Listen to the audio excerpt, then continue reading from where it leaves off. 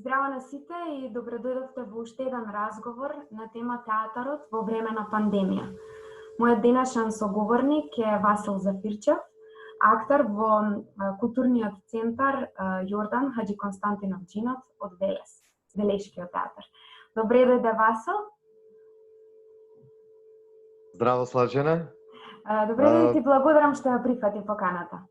Ти благодарам и тебе на убавата помисла, на поканата, вака една убава прилика да си поразговараме пред со позиција на колеги актери за се она што го снајде театарот во врска со актуелната корона криза и што тоа значи за нас како уметници, како создавачи. Ќе ми биде драго да си поразговараме на таа тема. Да, па ете да го започнеме овој разговор со прашањето што значи да се биде актер во време на пандемија, театарски актер во време на пандемија. Како во услови кога практично има забрана за вршење на дејноста, кога театрите повеќе од 3,5 месеци се практично затворени, кога е забранет пристапот на публиката, кога нема можности за подготвителните репетициони процеси во театарот врзани со пробите. Јас не знам колку можеме и да зборуваме за тоа дека сме актери.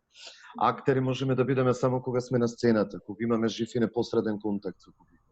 Ние во случајов сме сонувачи актери кои си ја чекаат повторното враќање во театарот, го чекаат тој непосреден и жив контакт со публиката кој толку многу ни недостига, кој што ќе се сложиш и самата е суштина на театарот како уметност, како медиум, затоа што без тој физички контакт со публиката и таа меѓусебна комуникација меѓу уметниците, изведувачи на сцената и гледачите во публиката практично не можеме да говориме за театар. Јас се разбира го почитувам тоа што повеќето театри во земјава и светот се свртеа кон интернетот и виртуелните форми на театарот, меѓутоа не можам да се согласам дека театарот може да се сведе на нешто што би се нарекло онлайн театар или виртуелен театар, затоа што она што ние го имаме како снимки од представите, прво не се на тој професионален стандард снимени, се разбира, за да бидат подготвени за било какво телевизиско или онлайн емитување, тоа е едно. А второ што мене лично ми е тоа апсолутно неинтересно, затоа што ми го ускратува правото за директно учество како гледач во она што се случува на сцената и јас ниту ги гледав тие онлайн представи, а од друга страна и бев среќен што нашиот театар не го правеше тоа. Се разбира, имаше неколку светски театри кои што онлайн емитуваа прекрасно реализирани видео снимки од сопствените представи, кои што подразбираат и специјални услови на снимање, соодветна режија, соодветна монтажа, за тоа да биде атрактивно за гледачот кој на својот мобилен телефон или на својот лаптоп ќе седне да одгледа една онлайн театарска представа. Наспроти, еве ги спомена онлайн прикажувањата на веќе одиграни театарски представи во живо. Вие подготвивте во Велешкиот театар еден интернет перформанс, тој и таа во режија на Дејан Дамјановски, кој што е всушност едно дело кој што се случи во екот на пандемијата, во екот на полициските часови, кога физичкиот контакт меѓу актерите и режисерите беше невозможен. По тоа што го погледнавме на веб-сајтот на театарот и на другите портали, можевме да забележиме дека секој од актерите е дома, снима од дома. Ме интересира како изгледаше тој процес на подготовка на еден ваков проект, кој што го нарекувате интернет перформанс. Како изгледа процесот на трансформација на приватниот простор во работен простор, што значи да се создава дома. Ние сме навикнати актерите да пробуваме дома, меѓутоа одеднаш тој простор наш да го отвориме на јавноста е нешто кое што не често се случува. Како ти како актер го доживеа овој проект и целиот процес на подготовка? Генерално сето тоа беше наш уметнички, актерски, креативен, условен рефлекс од ситуацијата на кризата. Се случи сосема спонтано таа иницијатива, иако нашиот театар веќе произведе 2 представи од годинешнава програма за тековната 2020 година, кои не беа поддржани од Министерството, беа реализирани од сопствени средства на театарот. Очекувавме дека ќе имаме тековен репертоар кој што е обично активен во тие месеци кога беше карантинот март, април и мај. Така што свативме дека ние реално не ќе можеме да ја работиме нашата професија доколку не се адаптираме на условите на кризата, односно да почнеме да создаваме нешто што е сосема нова театарска стварност за сите нас. Тоа јас не би го нарекол театар, затоа што се создава во процесот на интернет, во просторот на интернетот, во еден тотално виртуелен процес, во кој и пробите се одвиваат виртуелно преку Zoom платформите, Messenger платформата. Потоа актерите се снимаат сами со своји мобилни телефони дома, значи исто време актерите се и сниматели и актери. Меѓутоа, производот кој што произлезе, ми се чини дека беше исклучително актуелен заради тие процеси на осама во кои се најде секој од нас, без оглед на начинот на живот и воопшто професијата. Сите ние наеднаш се сочивме со себе си во тоа бесконечно долго време затворени дома, без можност за социјална и физичка дистанца, не само со нашите најблиски, туку и со колегите на работа. Така што беше еден исклучително отворен креативен процес во кој секој од нас индивидуално се снаоѓаше. Првенствено тука се разбира, има влијание и нашата способност да се справуваме со алатките на интернетот, со самите мобилни телефони и можностите што ги нудат нивните камери.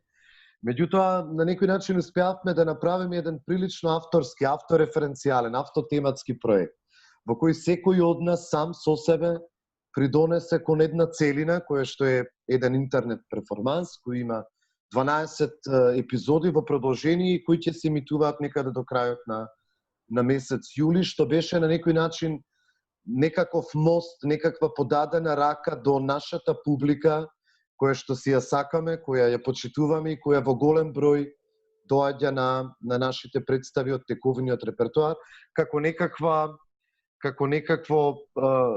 меѓусебно пополнето време во очекување дека нештата конечно ќе се нормализираат и дека ќе можеме да се вратиме во тековните нормални и креативни процеси, и творечки процеси, но и тој контакт со публиката кој на сите нас како актери и изведувачи се разбира дека многу не недостасува. Спомена дека на некој начин актерот беше приморан да се распарчи помеѓу тоа да биде актер, да создава лик, потоа да снима, да подготви сценографијата во својот дом, костимот, да биде режиран по индикации кои што не се случуваат во моментот, предпоставувам, бидејќи не сте во ист простор со режисерот. Кои се тие фрустрации, стравови, очекувања, предности, недостатоци на начинот на работа во овие услови? Особено затоа што и кога се снима филм, режисерот е присутен во истиот простор со актерот, но тука актерот е оставен на својата лична одговорност. Да, се е виртуелно. Се е виртуелно и се е во процесот на емоционална контемплација и креативна визуализација. Ние се разбира немаме можности за многу интензивни проби со оглед на тоа дека се ограничени сесиите виртуелни. Меѓутоа, потоа интерно работиме со партнерот, бидејќи сме поделени по двајца во епизода. Работиме со партнерот во смисла на тоа да го предвидиме, да ја предвидиме емоционалната реакција на партнерот, незиното време траење, текстот кој што е предвиден на партнерскиот лик со оглед на тоа да знаеме каква е нашата лична реакција од позиција на лик, колкаво е незиното време траење. Во секој случај еден многу специфичен процес на работа, апсолутно виртуелен во секоја смисла и во секој поглед. И потоа, веројатно, уште поголема е одговорноста на луѓето кои што го обликуваат проектот, затоа што тие наши снимени видеа, кои ние потоа ги праќаме, ги обликува режисерот, монтажерот, драматургот во една целина кој ние актерите не знаеме како изгледа, знаеме само како изгледа нашиот снимен материјал, меѓутоа не знаеме каква каква емоционална порака ќе праќа кога сето тоа ќе се спои со снимениот материјал на партнерот, ни става некаква виртуелна визура на самиот режисер. Во секој случај еден многу креативен процес кој што без оглед на тоа колку мене ми се допаѓа во процесов дур сме оттргнати од театарот, сепак на некој начин ме фрустрира, затоа што не ми дава можност да се потпреме на она на што се темели нашата работа, а тоа е размената на енергија меѓу актерот и режисерот, меѓу актерите учесници во проектот. И тоа е нешто што ниеден онлайн театар и ниеден вид на виртуелен театар не може да го пополни, ниту пак да го замени. Така. Кои се вашите планови како актер во наредниот период, особено доколку хипотетички си зададеме ситуација дека овие услови на работа останат вака заради пандемијата? Каде се развива, во која насока гледате? Не само на секој актер, на секој човек кој што во моментот е оттргнат од некакви нормални професионални текови, но што е негова определба професионална вокација, е да се занимава со себе си. Да се занимава со себе си, ова е, знаете, еден период на хибернација во која само ги преиспитуваме собствените можности и обиди наспроти кризата, откриваме некои сосема нови пространства во нас, кои ги разбуди кризата, бидејќи после ова апсолутно ништо веќе нема да е исто.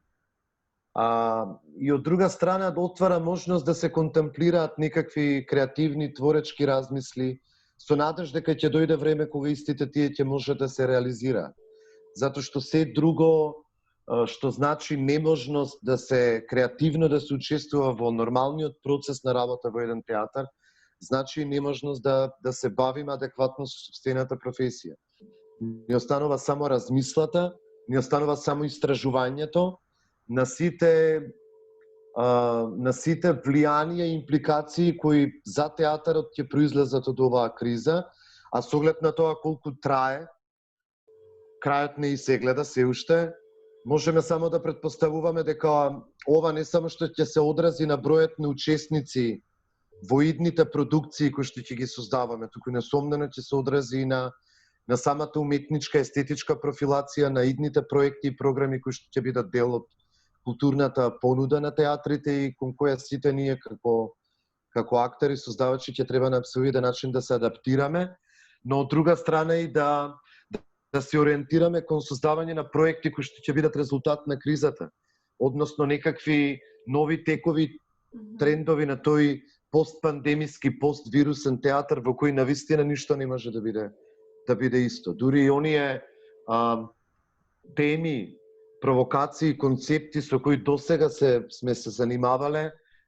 дел од нив во веќе отпочнати проекти кои беа прекинати заради кризата, ќе мора да се видоизменат, ќе мора да се адаптираат на се она што ќе значат рецидиви од кризата, првенствено во нашите животи, а потоа и во нашите професии. Можете да замислите како ќе изгледа тој театар со редуцирани седишта, како ќе изгледа таа публика во гледалиштето со маски, како ќе изгледа тој мизансцен во кој ќе треба да се запази таа физичка задолжителна дистанца од 2 метри, со смален број на учесници. Значи, ние ќе мораме да се ориентираме кон камерните форми на театарот, кон малите драмски форми, без оглед на тоа колку истражувачки ќе бидат естетиките и концептите кои режисерите и актерите заеднички ќе ги истражуваат. Која е улогата, значењето и функцијата на театарот во овие услови во нашето општество?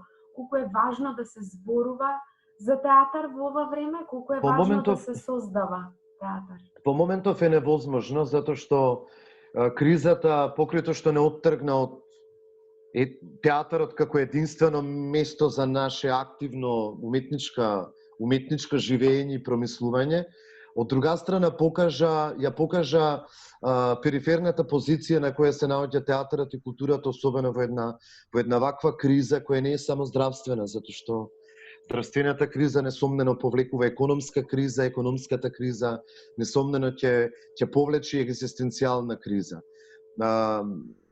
театарот и културата во моментов се небитни затоа што не се од витално значење пред главниот предизвик со кој се соочени државите во светот, а тоа е да го заштитат јавното здравје. Ние како уметници првенствено придонесуваме за духовното здравје на светот. Меѓутоа, за луѓето да се бават со сопственото духовно здравје, првенствено треба да ги обезбедат сите предуслови за заштита на физичкото здравје. Така што не само што кризата ја откри таа периферна позиција на театарот како дел од живата култура, тука се разбира не спаѓаат само театрите, воопшто сите сценско изведбени уметности, музеите, галериите, концертите, секој друг тип на јавни настани кои што подразбира, нели, уметници, изведувачи на сцена и публика во салон, во гледалиште, без оглед и дали е на затворено или отворено. Не само што ја покажа таа периферна позиција на тотално неважен интерес и можност за некакви одлуки, туку од друга страна отвара и прашање колку тој уплашен човек денес, кој што е соочен со заштита на сопственото здравје првенствено, но и со сопствената екзистенција, може да размислува за било каков хоризонт на емоционално очекување од нешто што би била уметност и театар. Не разбирате, не знам колку луѓето денес се во состојба да размислуваат за било каква уметничка наобразба, за некаков интелектуален предизвик преку еден уметнички чин и за собствената позиција како гледач во рамките на она што е театарот како жива култура. Мислам дека денес луѓето се првенствено свртени кон себе си, кон таа лична внатрешна апокалипса низ која минува секој од нас во обид да врзе некаков крај во една општа криза која трае бесконечно долго. Така што ние ќе треба да не само што ќе мора да размислуваме за иднината на театарот, туку ќе треба одново да ја превоспитуваме публиката за тоа нејзино идно доаѓање во театар, бидејќи тоа е апсолутно индивидуален и самоиницијативен чин. Доколку публиката не доаѓа во театар, ние не можеме да продуцираме театар, не можеме да истражуваме некакви херметични, затворени форми. Меѓутоа, вистинскиот театар почива токму на тој контакт со публиката, но и на нејзината вистинска желба да дојде во театар за да види нешто кое што ќе го прошири или ќе го обнови нејзиниот хоризонт на емоционално очекување. Во криза ми се чини дека тоа е апсолутно немошно. Еве во криза која што се случува во 21 век со пандемија, но од друга страна и со технолошки можности кои што ги немале претходните театарски уметници, како би реагирале тие, како би действувале, што би правеле, како би создавале оние театарски имиња кои што ве инспирирале и мотивирале во развојот како актер? Зборувам за театарски имиња од минатото. Па претпоставувам дека го делат моето мислење, затоа што е тоа една општа состојба. Кога ќе видите колку театри во Европа и во светот банкротираа заради кризата, колку независни театри веројатно никогаш повеќе не ќе можат повторно да се реотворат по евентуалното завршување на кризата и нормализирање на процесите. Колку уметници ги прекинаа своите тековни продукции низ кои се обидувале да истражуваат и да реализираат некои своји предизвици и провокации. Ми се чини дека ќе го делат моето мислење. Ми се чини дека тоа е една општа состојба во која сите се најдовме. Ние сме во моментов стопирани уметници. И се додека немаме можност да излеземе од таа зона која од една страна е комфортна зона и уметници кои што се дел од националните институции од областа на културата и државните театри, но што е со еден куп млади, невработени, независни уметници и театри кои што во услови на земја која нема пазарна уметност, која нема спонзорство и донации за театарот, екзистира единствено и само од некаква инцидентна, би рекол, репертоарна политика и продажба на билети на она независна публика која што сака да го гледа се она што независните театри го истражуваат, како опит да ги следат тие, нели, нови текови и трендови од развојот на театар. Така што тука првенствено ние како уметници се соочевме со една голема неправда, но од друга страна и немаме некоја поле за маневар додека не се создадат барем минимални нормални услови за нормално извршување на сопствената професија. Така што претпоставувам дека и сите тие големи уметници во светот се бават единствено и само со некаква контемплација на идеи во очекување на некакви подобри времења во кои што би можеле да ги реализираат. А да не говорам за тоа колку оваа криза ќе остави страшно голема последица кон актерската кондиција и воопшто кондицијата на уметниците изведувачи. Самата знаеш колку е важно еден актер да игра редовен репертоар, затоа што тоа создава практично една специфична психоемотивна кондиција која понатаму дава одлични предуслови за се ново што се создава како продукција. Ќе се сложиш и самата дека во својот актерски систем и самиот Станиславски вели дека најдобар актер е уморен актер, а уморен актер оној кој што активно работи, не само представи од репертоарот, туку и создава нови представи. Замисли што ова ќе значи за балетските уметници, за оперските уметници кои што создаваат во широка ансамблови продукции, кои подразбираат по 100 до 200 луѓе на сцена во само еден проект. Колку е важна таа континуирана активна работа во согласување на сите тие сектори, како што се оркестар, диригент, балетски уметници, оперски уметници.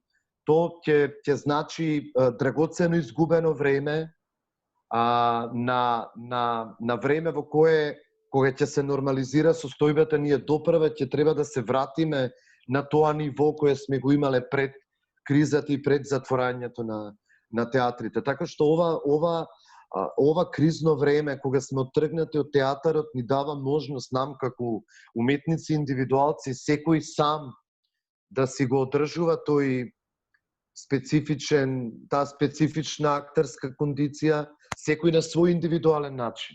Затоа што времето кое ќе ни биде потребно да се вратиме во нормала, ќе значи многу проби, ќе значи многу зголемена физичка активност за да се вратиме на нивото, не само физичко, туку психоемотивно, за да можеме нормално да ги извршуваме актерските задачи кои од нас ќе ги бараат режисерите во тие идни постпандемски или поствирусни продукции. Ова беше и на некој начин мојот последно прашање до тебе, но оставам простор доколку моите прашања не ги опфатија сите твои размислувања, доживувања и ставови за театарот во време на пандемија, да додадеш се што сметаш дека е соодветно за оваа тема, или пак да испратиш една порака до постпандемските актери, постпандемските театарски уметници, иако сметам дека делумно тоа и го направи со претходниот одговор. Само ќе го повторам тоа дека ова не е време за действување, ова е време за обсервација, за наблюдување, за размисла, за преиспитување, за наслушување на тие нови бранови кои во уметноста генерално, не само во театарот, ќе ги донесе кризата. Ние се уште не знаеме каков ќе биде тој нов свет кој во моментов се создава пред нашите очи. Така што таа позиција дека гледаме не значи ништо, затоа што ние гледаме, но се уште не можеме да видиме. Затоа е многу важно во моментов да се гледа со внатрешното око, да се користи таа подсвесна уметничка предиспозиција, интуиција што имаме ние уметниците, за да можеме да насетиме кои ќе бидат идните извори од кои ќе црпиме инспирација за она што доправа ќе го создаваме. А до тогаш се разбира да се одржуваме себе си здрави и живи, затоа што сме секојдневно изложени на опасности, можноста од зараза, но истовремено и да одржуваме нашата креативна, физичка и психоемотивна кондиција за тоа да ни овозможи по нормализација на сите овие процеси брзо да се вратиме на тоа посакувано и веќе постигнато уметничко ниво што сме го имале пред кризата. Но исто така и да го искористиме овој период за размисла во однос на тоа што треба да промениме кај себе си. Затоа што оваа криза не само што не соочи со себе си во отсуство на театарот, туку и ни покажа кои беа погрешните патишта низ кои одеше човештвото и нашата цивилизација воопшто, од кој уметноста е само еден значаен, витален сегмент. Ова несомнено ќе значи и промена на нашите ставови кон светот, кон животот, кон природата воопшто. Ми се чини дека тука некаде и ќе бидат тие нови изворишта на инспирации од кои ќе тргнеме да создаваме нов театар кој ќе биде одраз на тој нов поредок, нов свет кој се создава пред нас во некаква спрега, нели, со вирусот кој нема така да исчезне, туку веројатно ќе трае еден подолг временски период и одново ќе преиспитува суштината на театарот, но ќе преиспитува и суштината на животот низ неможноста да создаваме здрави социјални контакти, но и неможноста да имаме нормален физички контакт на кој генерално подлежи целокупната историја на човештвото и на нашата цивилизација. Се е врзано со ракувањето, така што сега ќе треба најверојатно да истражуваме некои нови форми низ кои ќе комуницираме. Нели? Тие погледи, тие очи, кои ќе бидат единствени прозорци и врски за комуникација со тие ликови кои ќе бидат заскриени за тие маски во неможност, нели, за било каков поблизок физички контакт. Благодарам многу, Васил, што прифати поканата и што толку исцрпно ги одговори сите прашања и ги сподели своите размислувања за театарот во ова време-невреме. Ти благодарам уште еднаш. Ти благодарам и тебе на помислата убава пред се, на поканата за овој убав разговор. Се надевам дека некому ќе му биде утеха, некому ќе му биде поттик за подобро да се справи со кризата низ која сите минуваме, и која сите не тангира, кој помалку, кој повеќе, се разбира, тоа зависи од нашиот индивидуален психоемотивен склоп. Сите ние различно реагираме на кризата, но затоа ќе повторам дека е многу важно човек да остане само во контакт со себе си, вистинскиот, во обид да се адаптира на се она што како ново ќе го донесе времето и светот кој пред очи ни се создава.